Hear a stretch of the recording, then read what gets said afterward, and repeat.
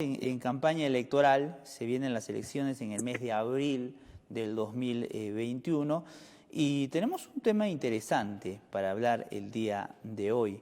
Y justamente ya está con nosotros Cecilia Blondet, ella es miembro del Consejo Directivo del IEP, debido a que han lanzado el proyecto Perú Debate 2021, que es una iniciativa de 6 organizaciones que están promoviendo elevar el debate electoral con miras a los próximos comicios.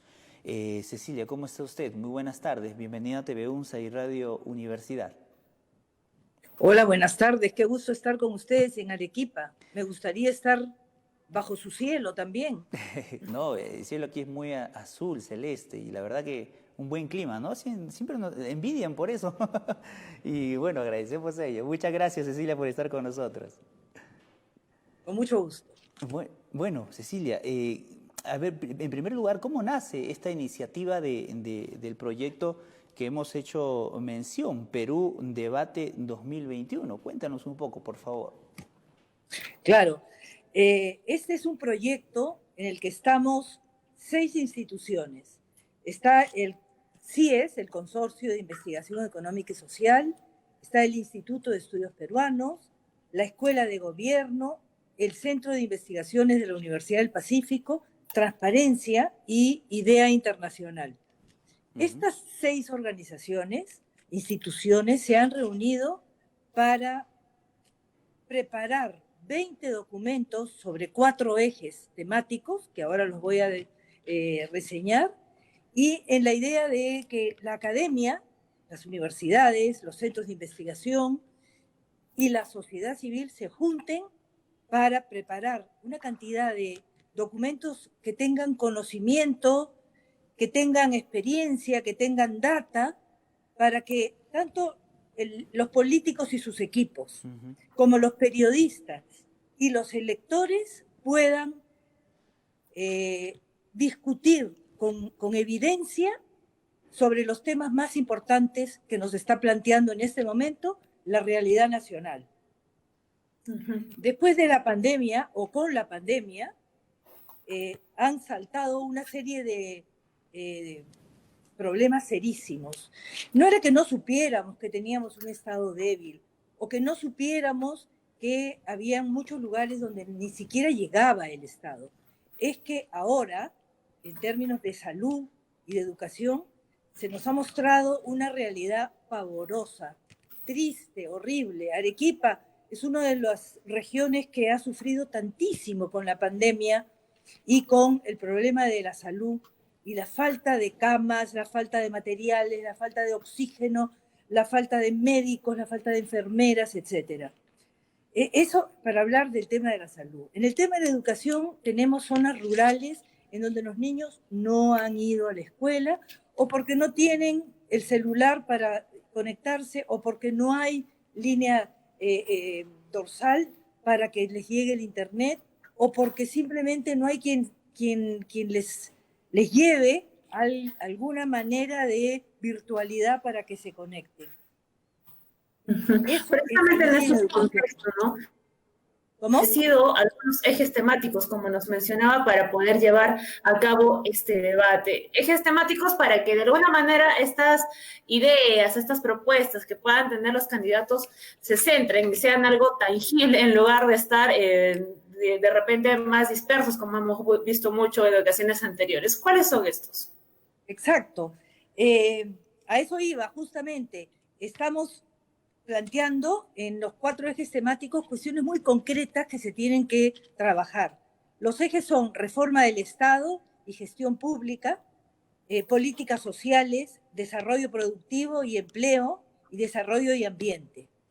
Estos son los 4 ejes, dentro de los cuales hay además una serie de temas que se van a trabajar. Por ejemplo, en políticas sociales, que es lo que nos toca ahora al Instituto de Estudios Peruanos, tenemos lucha contra la pobreza, que en realidad más que pensar en solamente mejorar las condiciones de bienestar, en muchos lugares mejorar las condiciones de sobrevivencia que tienen los sectores más vulnerables. Salud, como decía, educación, cuidado infantil y un otro aspecto que es clave, que se ha mostrado como fundamental, que es ciencia, tecnología y conectividad. Si algo nos ha fallado como Estado es justamente que no tenemos un CISFO actualizado, ni tenemos la capacidad de conectarnos y de mandar los bonos como debe ser, evitando las tremendas colas que han tenido que hacer muchos de los peruanos y de las peruanas para conseguir su pequeño subsidio, ¿no? Entonces, este es el mapa, digamos, de las actividades en cuestión de políticas sociales. Pero para esto, como decía, es muy importante que tengamos en cuenta la fragilidad de los partidos políticos. Los partidos políticos y los políticos en general son un sector que casi ya no tienen credibilidad, ni que tienen legitimidad. ¿Y por qué no la tienen? Porque hacen lo que les da la gana, porque sienten que pueden llegar al poder y ahí hacer lo que quieren. No se someten a un plan de gobierno, no hay manera de fiscalizarlos y se convierten en reyesuelos o reinazuelas. ¿Cómo se dirá eso? Entonces, lo que necesitamos es que los electores, que los medios de comunicación pongan toda esta información a disposición y que los electores elijan con autoridad, con rigor, con información. Y estos documentos que estamos presentando son documentos que traen mucha información. Por ejemplo, el 65% de los encuestados, de los peruanos, consideran que ninguna agrupación los representa.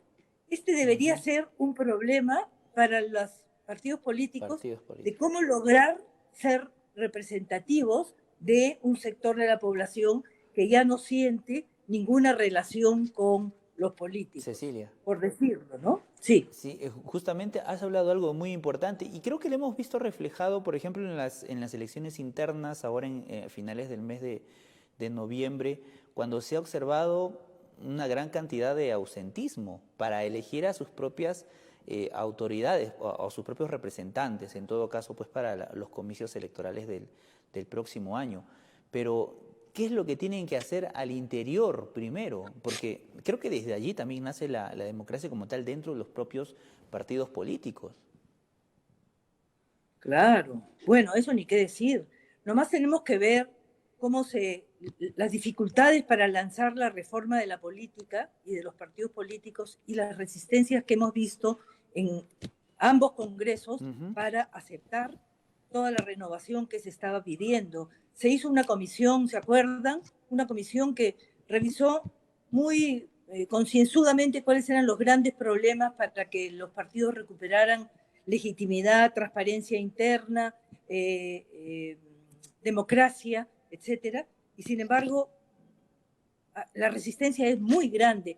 ¿Por qué? Porque quieren seguir siendo patrones de partidos que son como capturados de manera particular y que no se abren a mecanismos de elección, de democracia y de discusión y debate y ¿por qué no decirlo?, de calificación a sus militantes. Casi como que ya no hay militantes que estudian, que llegan a escuelas de política, que se enteran de qué es el Estado, que se enteran de cuáles son los principales problemas y que, por supuesto, cuando luego llegan a ser autoridades, tienen la información necesaria para tomar decisiones. Pero ahora, ¿qué información pueden tener muchos de los congresistas que ni siquiera saben las cosas mínimas de los problemas de educación, de salud, de empleo, de financiamiento, etcétera? Entonces, tenemos que saber elegir, ¿no? Sí, si hay algo que, por ejemplo, analizan también y que lo toman en cuenta, es que hay mucha desafección y mucha desconfianza hacia los políticos, ¿no? Y esto quizás se refleja mucho también en los jóvenes, que precisamente han sido los protagonistas de estas últimas protestas y toda la revuelta social que hemos tenido en las últimas semanas. Y qué importancia es que también ellos puedan participar de este tipo de debates para escuchar y hacerse una idea de quiénes van a estar participando de las próximas elecciones generales. Eso es importantísimo, generar instancias de debate. Y para eso el rol de ustedes, periodistas, y de sobre todo los periodistas de las universidades, tienen que jugar un rol clave para armar estas reuniones virtuales de producción de debate, de discusión. Ahora, has hecho algo muy importante en relación a la documentación que ustedes han reunido, porque han juntado un material en el que, imaginamos, han fusionado temas que verdaderamente deberían ser tocados. ¿Cómo se han basado también para conseguir toda esta información? Y básicamente, ¿a partir de qué han iniciado con estos temas también que son fundamentales, definitivamente? Justamente ese es el rol de la academia, producir información. Nosotros hemos producido todas estas instituciones, la Universidad del Pacífico, la Universidad Católica, el Instituto de Estudios Peruanos, Transparencia, todos hemos producido informaciones específicas sobre estos temas y se han publicado en unos documentos que van a ser virtuales, pero al mismo tiempo también van a estar en físico. La idea es que justamente sirvan de punto de partida para el debate. Aparte, hemos hecho una encuesta para saber cuáles son los principales temas que importan a los jóvenes. A partir de estas movilizaciones de los jóvenes en las últimas semanas, en el Instituto de Estudios Peruanos hemos hecho una encuesta justamente para identificar cuáles son los temas más importantes, de qué manera estos temas debieran ser tratados, cuáles son los mecanismos de reunión, etcétera. Y esta encuesta, que ya está colgada en la web del instituto, también nos ha dado puntos de partida a todas las instituciones para discutir la pertinencia de los temas y la manera como trabajarlos, ¿no? Incluso nos ha permitido tener prioridades para saber qué es lo que más preocupa y qué es lo que más angustia a la población, ¿no? Bueno, interesante. En todo caso, parte también de la investigación que ustedes vienen realizando. ¿De verdad han sido tan pobres los debates en los últimos años para proponer también temas en base a estudios de la academia? Mira, hay una cantidad de material que ha salido, pero también ahí falló la academia, yo creo, porque no hemos sido capaces de actuar en los momentos claves y ponerlos junto con ustedes, los periodistas, y con los profesores, a disposición de la población y a disposición de los políticos. Por un lado, hay efectivamente una resistencia de los políticos a informarse, a aprender, a entender cuáles son los grandes problemas del país y de las regiones. Y por otro lado, ha habido una cierta lentitud de parte de la academia y de las ciencias sociales y de la sociedad civil para poner los temas sobre la mesa y promover discusiones y debates. Creo que por eso las elecciones terminan siendo momentos muy privilegiados en los que la sociedad, los ciudadanos, las ciudadanas, están en condiciones de aprender, de entender y de mirar qué pasa con los políticos, aunque no les tengan confianza. Y por otro lado, la academia tiene la obligación y ha tenido esta iniciativa de poner su información a disposición. Entonces creo que este es un momento, como digo, privilegiado para mirar de qué manera reconectamos el Estado, la política y la academia para mejorar la acción de las autoridades en adelante. Ojalá que lo podamos hacer porque son situaciones muy difíciles las que estamos pasando ahora en todo el país y es importante que en los próximos 5 años tengamos un gobierno más tranquilo y al mismo tiempo más enfocado. Y capacitado, ¿no? Y capacitado. De hecho, creo que los debates para una nueva constitución o para mejorar la constitución van a permitirnos pensar el país de nuevo en los próximos años, ¿no? Bueno, definitivamente. Y creo que ya para finalizar, Cecilia, me gustaría conocer tu opinión, porque creo que la misma percepción es la de muchos peruanos. esta crisis nos ha servido también para darnos cuenta, para que el ciudadano que muchas veces no estaba interesado en la política, solo se interesaba en la política al momento de votar, ahora ha visto la realidad, ¿no? Lo que ha pasado en el Congreso, lo que ha pasado con los presidentes vacados o renunciantes. Creo que la ciudadanía mismo ya tiene la conciencia y se ha puesto a pensar seriamente que verdaderamente tiene que escoger a autoridades que estén capacitadas y que sepan verdaderamente a dónde están introduciendo, están metiéndose a la política para dirigir el rumbo del país. Claro, claro. Nos hemos dado cuenta de que es importantísimo elegir bien al congresista que nos represente. No solamente al que entrega gorritos y pitos y flautas, sino al que efectivamente escucha cuál es mi problema y sabemos que lo va a poder canalizar para llegar al Congreso y dar las leyes que tiene que dar.